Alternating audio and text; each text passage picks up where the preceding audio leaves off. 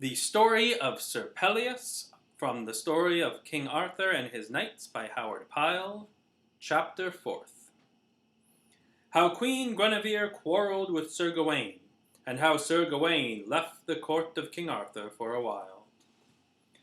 Now in the same measure that Queen Guinevere felt high regard for Sir Pellias, in that same degree she felt misliking for Sir Gawaine.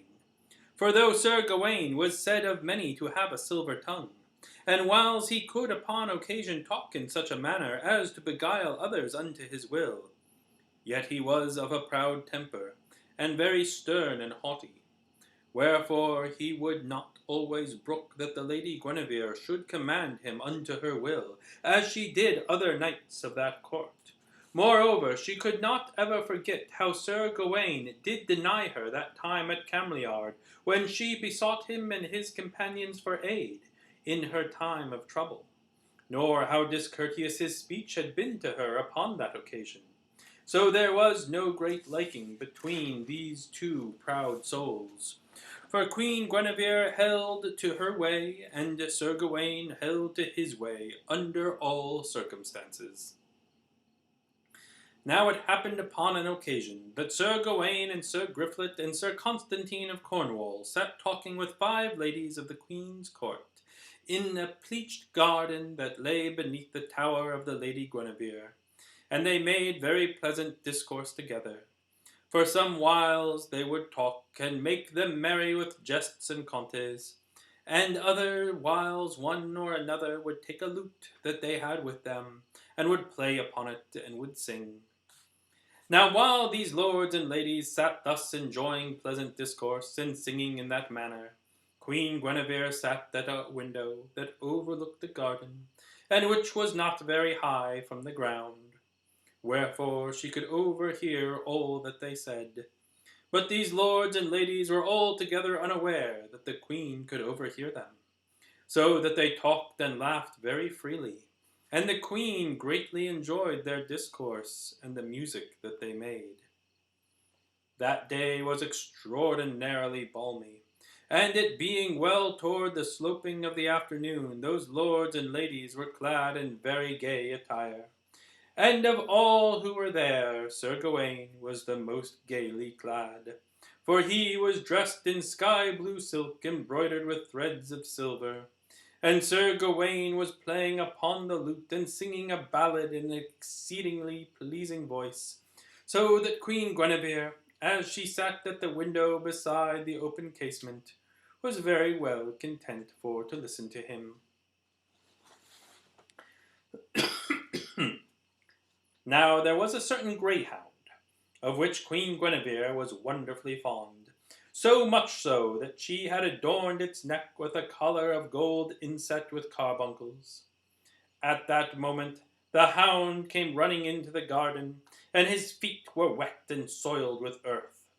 So hearing Sir Gawaine singing and playing upon the lute, that hound ran unto him and leaped upon him. At this Sir Gawaine was very wroth. Wherefore he clenched his hand and smote the hound upon the head with the knuckles thereof, so that the hound lifted up his voice with great outcry. But when Queen Guinevere beheld that blow, she was greatly offended. Wherefore she called out from her window, "Why dost thou smite my dog, me sir?" And those lords and ladies who were below in the garden were very much surprised, and were greatly abashed to find that the Queen was so nigh unto them, as to overhear all that they had said, and to behold all that they did. But Sir Gawaine spake up very boldly, saying, "Thy dog affronted me, lady, and whosoever affronteth me, him I strike." Then Queen Guinevere grew very angry with Sir Gawaine, wherefore she said, "Thy speech is overbold, me sir." And Sir Gawaine said, "Not overbold, lady, but only bold enough for to maintain my rights."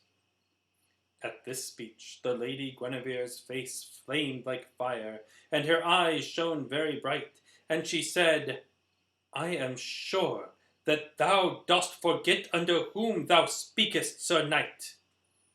At the which Sir Gawaine smiled very bitterly and said, "And thou, lady, dost not remember that I am the son of a king so powerful that he needs no help from any other king for to maintain his rights?" At these words, all those who were there fell as silent as though they were turned into stones, for that speech was exceedingly bold and haughty. Wherefore all looked upon the ground, for they durst not look either upon Queen Guinevere nor upon Sir Gawaine. And the Lady Guinevere also was silent for a long time, endeavouring to recover herself from that speech. And when she spake, it was as though she was half smothered by her anger, and she said, "Sir Knight, thou art proud and arrogant beyond measure, for I did never hear of anyone who dared to give reply unto his queen, as thou hast spoken unto me. But this is my court, and I may command in it as I choose. Wherefore I do now bid thee for to be gone, and to show thy face no more, either here, nor in hall, nor in any of the places where I hold my court. For thou art an offence unto me. Wherefore in none of these places shalt thou have leave to show thy face, until thou dost ask my pardon for the affront which thou hast put upon me." Then Sir Gawaine arose and bowed very low to the Queen Guinevere, and he said, "Lady, I go, nor will I return thitherward until thou art willing for to tell me that thou art sorry for the discourteous way in which thou hast entreated me now, and at other times before my peers." So saying, Sir Gawaine took his leave from that place, nor did he turn his head to look behind him. And Queen Guinevere went into her chamber and wept in secret for anger and for shame. For indeed she was greatly grieved at what had befallen. Yet was she so proud that she would in no wise have recalled the words that she had spoken, even had she been able for to have done so. Now when the news of that quarrel had gone about the castle, it came unto the ears of Sir Gawaine. Wherefore Sir Gawaine went straightway unto Sir Gawaine, and asked him what was ado. And Sir Gawaine, who was like one distraught and in great despair, told him everything. Then Sir Gawaine said, "Thou wert certainly wrong for to speak unto the queen as thou didst. Nevertheless, if thou art banished from this court, I will go with thee, for thou art my cousin german, and my companion, and my heart cleaveth unto thee." So Sir Gawaine went unto King Arthur, and he said, "Lord, my cousin Sir Gawaine hath been banished from this court by the queen, and though I may not say that he hath not deserved that punishment, yet I would fain crave thy leave for to go along with him." At this King Arthur was very grieved, but he maintained a steadfast countenance, and he said, "Messire, I will not stay thee from going where it pleases thee. As for thy kinsman, I dare say he gave the queen such great offence that she could not do otherwise than as she did." So both Sir Gawaine and Sir Gawaine went unto their inns, and commanded their esquires for to arm them. Then they with their esquires went forth from Camelot, betaking their way toward the forest lands. There those two knights and their esquires travelled for all that day until the grey of the eventide, what time the birds were singing their last songs ere closing their eyes for the night. So finding the evening drawing one apace, those knights were afraid that they would not be able to find kindly lodging ere the night should descend upon them. And they talked together a great deal concerning that thing. But as they came to the top of a certain hill, they beheld below them a valley, very fair and well tilled, with many cottages and farm crofts. And in the midst of that valley was a goodly abbey, very fair to look upon. Wherefore Sir Gawaine said unto Sir Gawaine, Yonder is an abbey of monks. I believe we shall find excellent lodging there for tonight. So they rode down into that valley and to the abbey, and they found a porter at the wicket, of whom they learned that it was indeed an abbey of monks. Wherefore they were very glad, and made great rejoicing. But when the abbot of that abbey learned who they were, and of what quality and high estate, he was exceedingly pleased for to welcome them. Wherefore he brought them into that part of the abbey where he himself dwelt. There he bade them welcome, and had set before them a good supper, whereat they were very much rejoiced. Now the abbot was merry of soul, and took great pleasure in the discourse with strangers. So he diligently inquired of those two knights concerning the reason why they were errant. But they told him naught concerning that quarrel at court, but only that they were in search of adventure. Upon this the abbot said, "Ha, messieurs, if ye are in search of adventure, ye may find one not very far from this place." So Sir Gawaine said, "What adventure is that?" And the abbot replied, "I will tell ye. If ye will travel to the eastward from this place, ye will come after a while to a spot where ye shall find a very fair castle of grey stone. In front of that castle ye will find a good level meadow, and in the midst of the meadow a sycamore tree, and upon the sycamore tree a shield, to which certain ladies offer affront in a very singular manner. If ye forbid those ladies to affront that shield, you will discover a very good adventure." Then Sir Gawaine said, "That is a very strange matter. Now tomorrow morning we will go to that place, and will endeavor to discover of what sort that adventure may be." And the abbot said, "Do so," and laughed in great measure. So when the next morning had come, Sir Gawaine and Sir Ewaine gave adieu unto the abbot, and took their leave of that place, riding away unto the eastward, as the abbot had advised. And after they had ridden in that direction for 2 or 3 hours or more, they beheld before them the borders of a forest all green and shady with foliage, and very cheerful in the warmth of the early summer day. And lo, immediately at the edge of the woodland, there stood a fair strong castle of grey stone, with windows of glass shining very bright against the sky. Then Sir Gawaine and Sir Ewaine beheld that everything was as the abbot had said, for in front of the castle was a smooth level meadow with a sycamore tree in the midst thereof. And as they drew near, they perceived that a sable shield hung in the branches of the tree, and in a little they could see that it bore the device of 3 white goshawks displayed. But that which was extraordinary was that in front of that shield there stood 7 young damsels, exceedingly fair of face, and that these 7 damsels continually offered a great deal of insult to that shield. For some of these damsels smote it ever and anon with peeled rods of osier, and others flung lumps of clay upon it, so that the shield was greatly defaced therewith. Now nigh to the shield was a very noble appearing knight, clad all in black armor, and seated upon a black war-horse, and it was very plain to be seen that the shield belonged unto that knight, for otherwise he had no shield. Yet though that was very likely his shield, yet the knight offered no protest, either by word or by act, to stay those damsels from offering affront thereunto. Then Sir Ewaine said unto Sir Gawaine, "Yonder is a very strange thing that I behold. Belike one of us is to encounter yonder knight."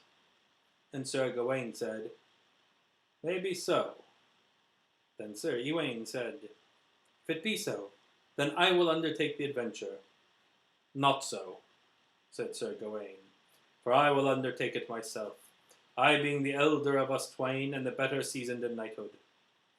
So Sir Ewaine said, "Very well, let it be that way, for thou art a very much more powerful knight than I, and it would be a pity for one of us to fail in this undertaking."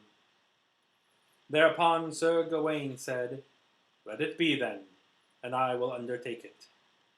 So he set spurs to his horse, and he rode rapidly to where those damsels offered affront in that way to the sable shield. And he set his spear to rest and shouted in a loud voice, "Get ye away! Get ye away!" So when those damsels beheld the armed knight riding at them in that wise, they fled away shrieking from before him. Then the sable knight, who sat not a great distance away, rode forward in a very stately manner unto Sir Gawaine, and he said, "Sir knight, why dost thou interfere with those ladies?" Whereunto Sir Gawaine replied, "Because they offered insult unto what appeared to me to be a noble and knightly shield." At this the sable knight spake very haughtily, saying, "Sir knight, that shield belongeth unto me, and I do assure thee that I am very well able for to take care of it without the interference of any other defender." To which Sir Gawaine said, "It would appear not, Sir Knight." Then the sable knight said, "Messire, as thou thinkest that thou art better able to take care of that shield than I think that thou wouldst do very well to make thy words good with thy body." To this Sir Gawaine said, "I will do my endeavor to show thee that I am better able to guard that shield than thou art who ownest it." Upon this the sable knight, without further ado, rode unto the sycamore tree, and took down from thence the shield that hung there. And he dressed the shield upon his arm, and took his spear in hand, and made him ready for the defence. And Sir Gawaine likewise made him ready for defence. And then each knight took such station upon the field as appeared unto him to be fitting. Now when the people of that castle perceived that a combat of arms was toward, they crowded in great numbers to the walls, so that there were as many as 20 ladies and esquires, and folk of different degrees looking down upon the field of battle from the walls. So when those knights were all together prepared, Sir Gawaine gave the signal for encounter, and each knight shouted aloud and drave spurs into his charger, and rushed forward to the assault with a noise like thunder and loudness. Now Sir Gawaine thought that he should easily overcome his adversary in this assault, for that he would be able to cast him down from out of his saddle without much pains. For there was hardly any knight in that realm equal to Sir Gawaine for prowess, and indeed he had never yet been unhorsed in combat excepting by King Arthur. So when those two rode to the assault, the one against the other, Sir Gawaine thought of a surety that his adversary would fall before him. But it was not so. For in that attack Sir Gawaine's spear was broken into many pieces, but the spear of the sable knight held, so that Sir Gawaine was cast with great violence out of the saddle, smiting the dust with a terrible noise of falling. And so astonished was he at that fall, that it appeared unto him not as though he fell from his saddle, but as though the earth rose up and smote him.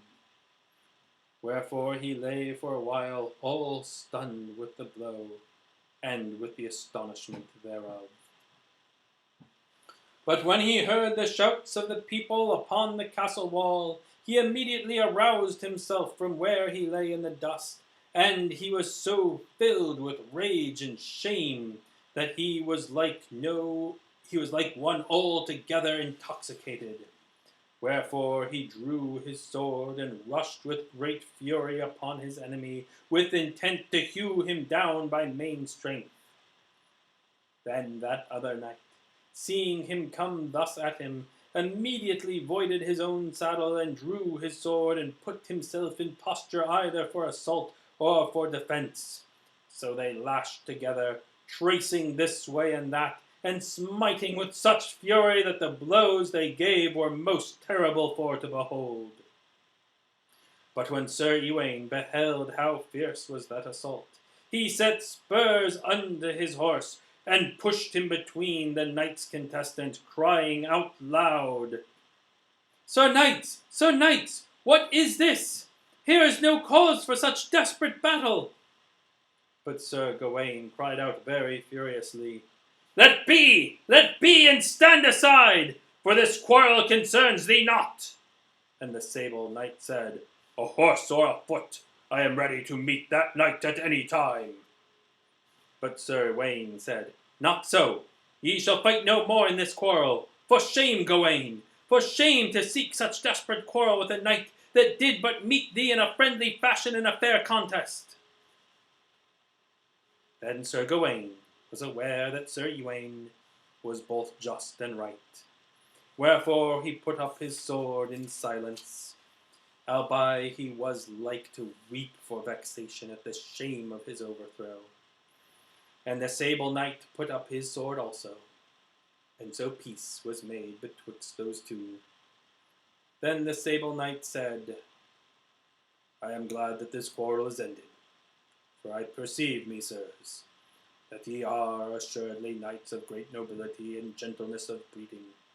Wherefore I would that we might henceforth be friends and companions instead of enemies.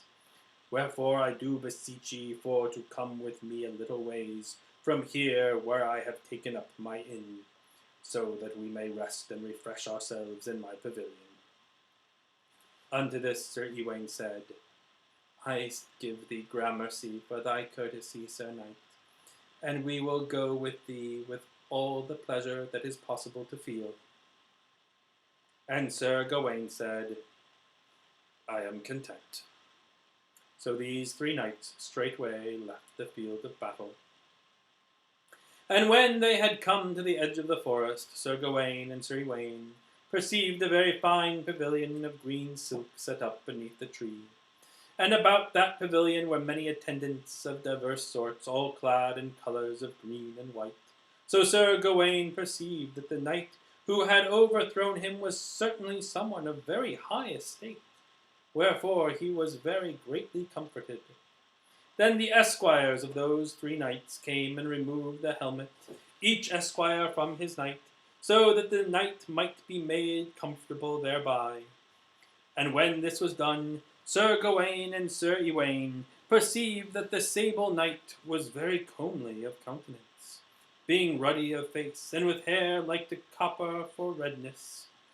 Then Sir Gawaine said unto the knight, Sir unknown knight, this knight, my companion, is Sir Gawaine, son of King Urien of Gore, and I am Gawaine, the son of King Lot of Orkney.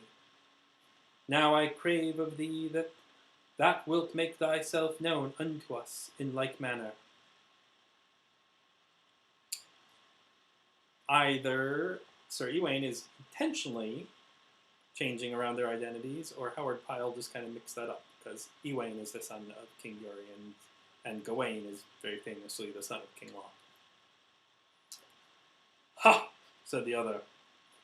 I am glad that ye are such very famous and royal knights, for I am also of royal blood, being Sir Marhaus, son of the King of Ireland. Then Sir Gawaine was very glad to discover how exalted was the quality of that knight who overthrew him, and he said unto Sir Marhaus, Messir, I make my vow, that thou art one of the most terrible knights in the world, for thou hast done unto me this day that only one knight in all the world hath ever done, and that is King Arthur, who is my uncle and my lord.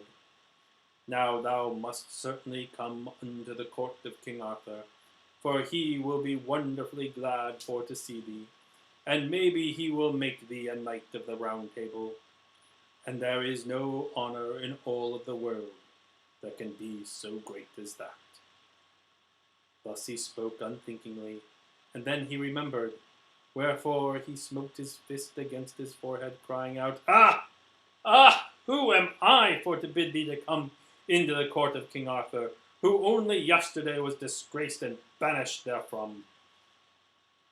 Then Sir Marhaus was very sorry for Sir Gawaine, and he inquired concerning the trouble that lay upon him. And Sir Gawaine told Sir Marhaus all about the quarrel. At that Sir Marhaus was still very sorry for Sir Gawaine.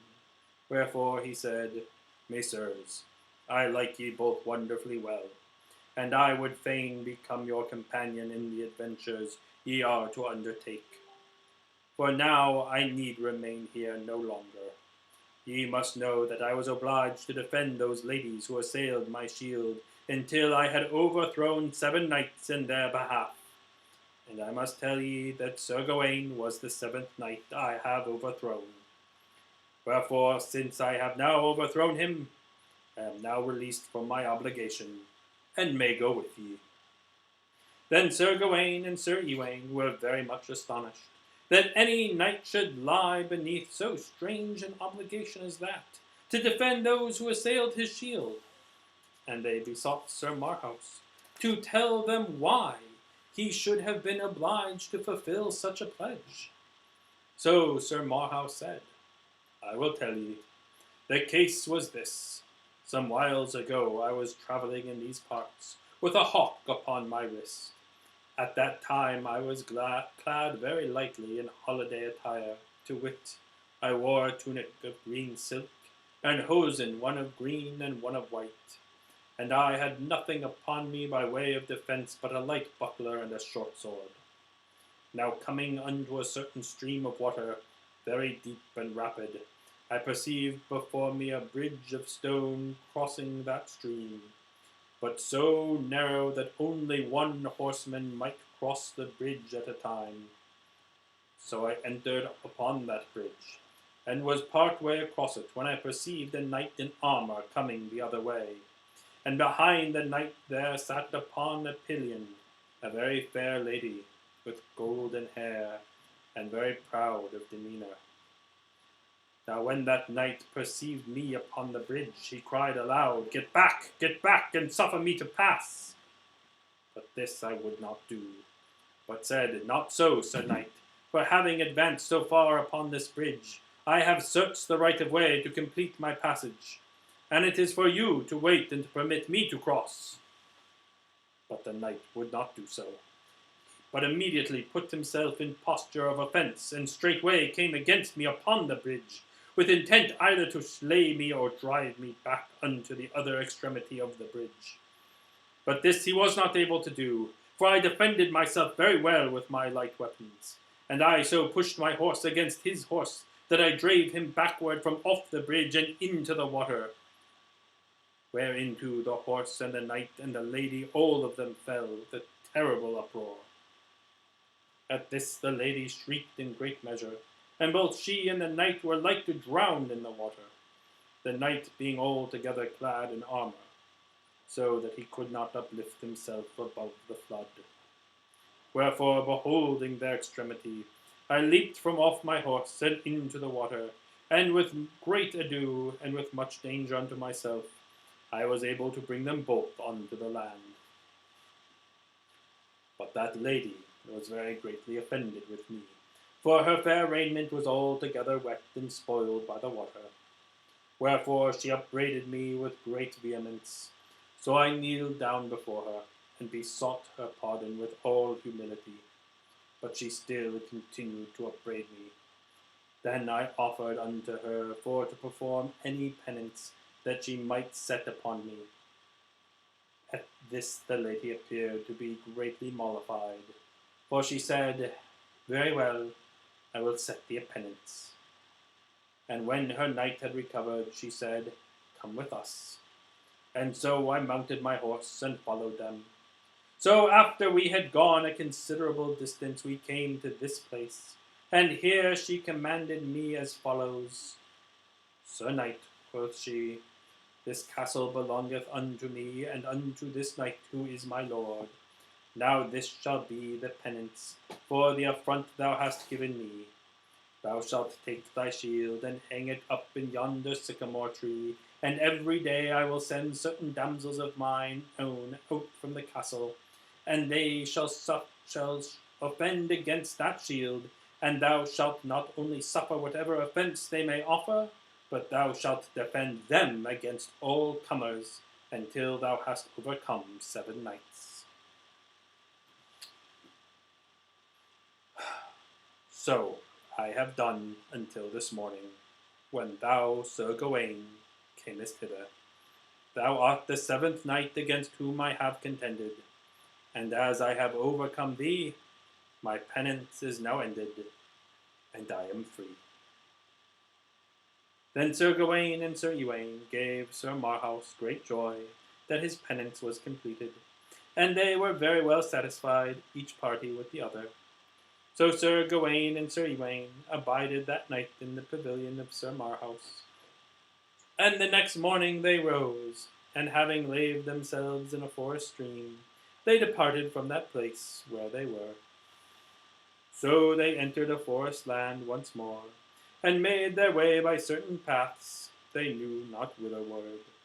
And they travelled all that morning, and until the afternoon was come. Now as they travelled thus, Sir Marhaus said of a sudden, Messieurs, know ye where we are come to? Nay, they said, we know not. Then Sir Marhaus said, this part of the forest is called Arroy, and it is further called the Forest of Adventure. For it is very well known that when a knight or a party of knights enter this forest, they will assuredly meet with an adventure of some sort, from which some come forth with credit, while others fail therein. And Sir Ewaine said, I am glad that we have come hither, for let us go forward into this forest. And so those 3 knights and their esquires continued onward into that woodland, where was silence so deep that even the tread of their horses upon the earth was scarcely to be heard. And there was no note of bird, and no sound of voice, and hardly did any light penetrate into the gloom of that woodland. Wherefore those knights said unto one another, this is soothly a very strange place, and one maybe of enchantment. Now when they had come into the very midst of these dark woodlands, they perceived of a sudden in the pathway before them a fawn, as white as milk, and around the neck of the fawn was a collar of pure gold. And the fawn stood and looked at them. But when they had come nigh to it, it turned and ran along a very narrow path. Then Sir Gawaine said, let us follow that fawn, and see where it goeth. And the others said, we are content. So they followed that narrow path, until of a sudden they came to where was a little open lawn, very bright with sunlight. In the midst of the lawn was a fountain of water, and there was no fawn to be seen, but lo, beside the fountain there was a wonderfully beautiful lady, clad all in garments of green. And the lady combed her hair with a golden comb, and her hair was like to the wing of a raven for blackness.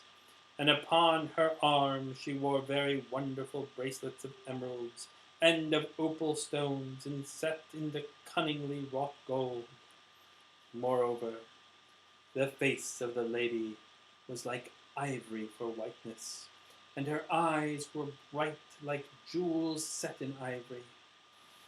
Now when this lady perceived the knights, she arose, and laid aside her golden comb, and bound up the locks of her hair with ribbons of scarlet silk. And thereupon she came to those knights, and gave them greeting. Then those 3 knights sat them down straightway from off their horses, and Sir Gawaine said, Lady, I believe that thou art not of mortal sort, but that thou art of fairy. Unto this the lady said, Sir Gawaine, thou art right. And Sir Gawaine marvelled that she should know his name so well. Then he said to her, "Lady, who art thou?" And she made answer, "My name is Nimue, and I am the chiefess of those ladies of the lake, of whom thou mayst have heard. For it was I who gave unto King Arthur his sword Excalibur. For I am very friendly unto King Arthur, and to all the noble knights of his court. So it is that I know ye all, and I know that thou, Sir Marhaus, shall become one of the most famous knights of the Round Table." And all they three marvelled at the lady's words. Then she said, "I prithee, tell me what it is that ye seek in these parts." And they say, "We seek adventure." "Well," said she, "I will bring you unto adventure, but it is Sir Gawaine who must undertake it." And Sir Gawaine said, "That is very good news." Then the lady said, "Take me behind you upon your saddle, Sir Gawaine, and I will show unto you that adventure." So Sir Gawaine took the lady up behind him upon the saddle, and lo, she brought with her a fragrance, such as he had never known before. For that fragrance was so subtle, that it seemed to Sir Gawaine that the forest gave forth that perfume which the Lady of the Lake brought with her. So the Lady of the Lake brought them by many devious ways out from that part of the forest, and she brought them by sundry roads and paths until they came out into an open country, very fruitful and pleasant to behold.